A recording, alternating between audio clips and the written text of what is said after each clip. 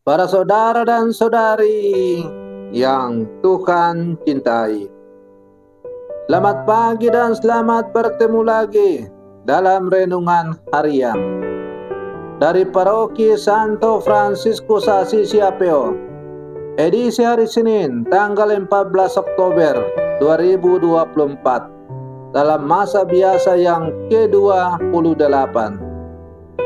Mengawali hari yang baru ini, kita hendak mendengar dan merenungkan sabda Tuhan. Marilah sebelum kita mendengar dan merenungkan sabda Tuhan, kita berdoa. Dalam nama Bapa dan Putra dan Roh Kudus. Amin. Allah Bapa yang Maha Baik, Yesus Kristus Putramu yang tunggal, telah melepaskan kami dari belenggu dosa dan maut. Semoga pengorbanannya membangkitkan semangat hidup baru untuk melayani Dikau dan sesama. Bersabdalah ya Tuhan, kami siap mendengarkan. Semoga sabda-Mu yang hendak kami dengar dan kami renungkan untuk mengawali hari yang baru ini semakin menghantar kami untuk semakin dekat dengan Engkau. Terpujilah Engkau Bapa, Putra dan Roh Kudus, kini dan sepanjang segala masa. Amin. Para saudara dan saudari yang Tuhan cintai, sabda Tuhan yang hendak kita dengar dan kita renungkan untuk mengawali hari yang baru ini diambil dari Injil Lukas pasal 11 ayat 29 sampai 32. Tuhan bersamamu. Inilah Injil suci menurut Lukas. Sekali peristiwa, Yesus berbicara kepada orang banyak yang mengerumuni Dia. Angkatan ini adalah angkatan yang jahat. Mereka menuntut satu tanda, tetapi mereka tidak akan diberi tanda selain tanda Nabi Yunus. Sebab sebagaimana Yunus menjadi tanda bagi orang-orang Niniwe, demikian pula lah Anak Manusia akan menjadi tanda bagi angkatan ini. Pada waktu penghakiman, Ratu dari Selatan itu akan bangkit bersama orang dari angkatan ini, dan ia akan menghukum mereka. Sebab Ratu ini datang dari ujung bumi untuk mendengarkan hikmat Salomo, dan sungguh yang ada di sini lebih besar daripada Salomo.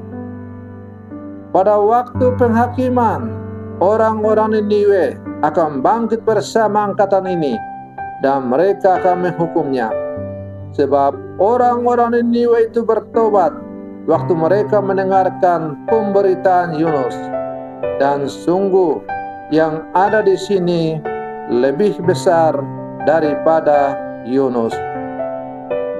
Demikianlah sabda Tuhan. Para saudara dan saudari yang Tuhan cintai, ketidakpercayaan orang banyak kepada Yesus sebagai Mesias membuat mereka menuntut sebuah tanda. Sebenarnya bukan kurangnya tanda yang diberikan oleh Tuhan, melainkan karena memang mereka menutup mata dan hati mereka terhadap tanda-tanda yang diberikan oleh Yesus. Yesus mengatakan, sebab seperti Yunus menjadi tanda untuk orang-orang Niniwe, demikian pula lah Anak Manusia akan menjadi tanda untuk orang-orang zaman ini.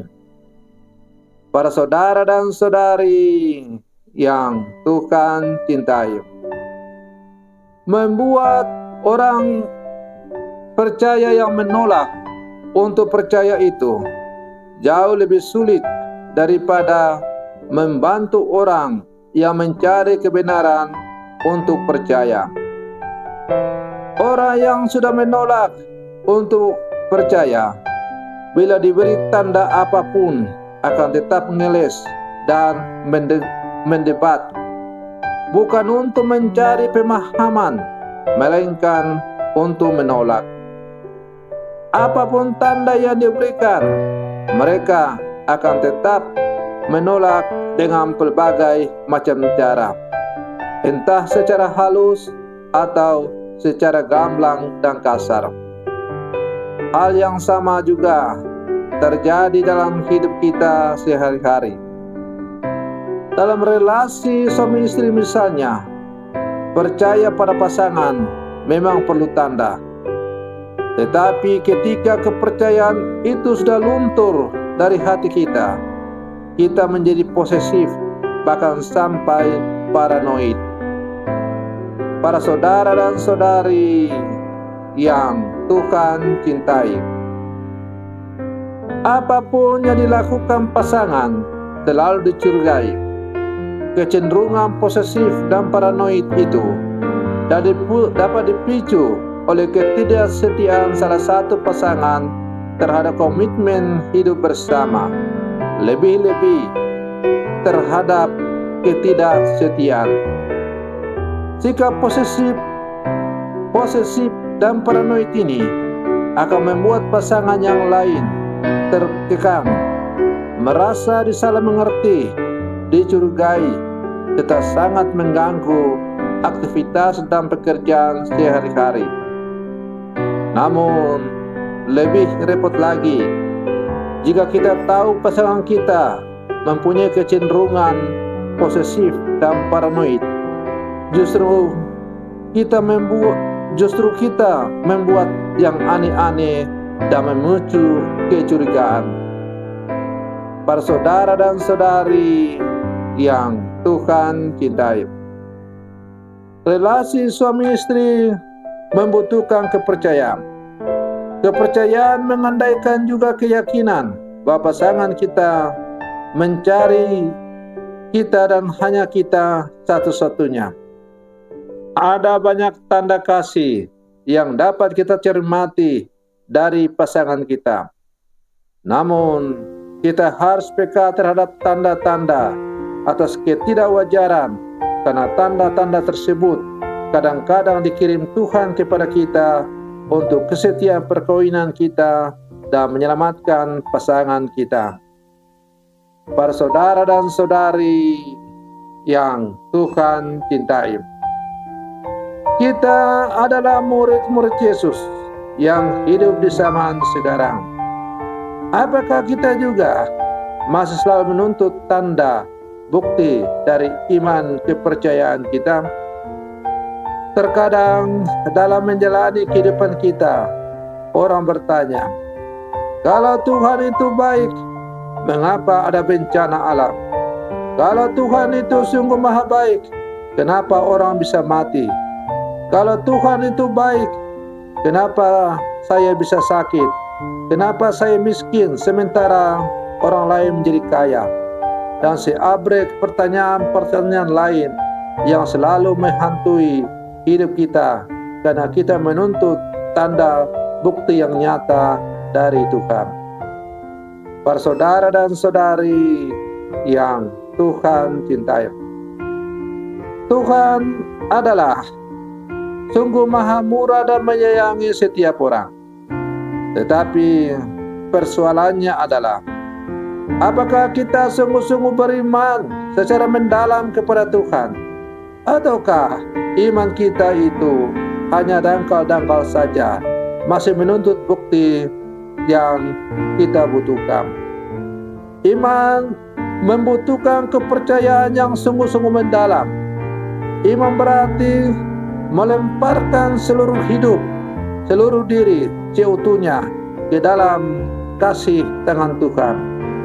Kita melemparkan seluruh hidup kita, diri kita, keberadaan kita ke dalam kasih Tuhan, karena kita begitu yakin dan percaya bahwa Tuhan akan selalu memberikan yang terbaik kepada kita.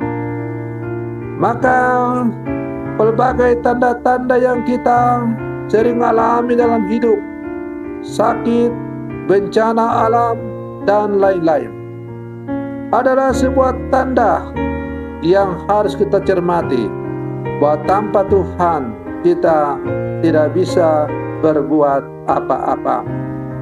Tanda-tanda itu mengajar kita bahwa kita harus mengandalkan Tuhan dalam seluruh kehidupan kita, karena memang hanya bersama dengan Tuhan maka kita akan mampu berjalan, menerima dan mengatasi setiap persoalan hidup yang kita hadapi.